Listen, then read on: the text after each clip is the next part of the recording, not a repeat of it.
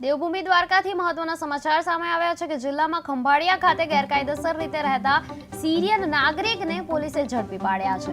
અલી કામિલ મહેબૂબ નામનો આ વ્યક્તિનો સ્ટુડન્ટ વિઝા 2 વર્ષ પહેલા જ પૂરો થઈ ગયો હતો, છતાં તે ધરમપુર વિસ્તારમાં છુપાઈને રહેતો હતો। તેની ઓળખ પ્રેસિડેન્ટ સ્કૂલના સંચાલક માહી કંજારિયા સાથે ટિન્ડર એપ મારફતે થઈ હતી અને સંચાલકે તેને સહકાર આપ્યો હોવાનું પણ સામે આવ્યું છે। હાલ બંનેને કસ્ટડીમાં લઈ ફોરેનર્સ એક્ટ હેઠળ ગુનો નોંધાયો છે અને સમગ્ર મામલે એસઓજી પોલીસ વધુ તપાસ હાથ ધરી છે।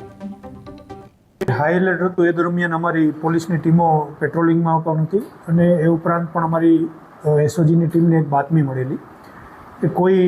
વિદેશી નાગરિક વસવાટ કરી રહ્યો છે, જે સંદર્ભમાં અમારી ટીમે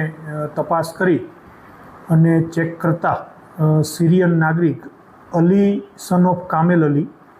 જે સિરિયાનો રહેવાસી છે, તે પ્રેસિડેન્ટ સ્કૂલના સંચાલક જે માહી ઉર્ફે બૈપતભાઈની સાથેથી મળી આવેલ છે અને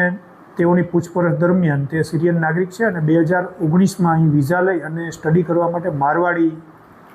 સ્કૂલની અંદર આવેલો અને એનું સ્ટડી 2023માં પૂર્ણ થયેલ। ત્યાર પછી એને વિઝા ન મળતા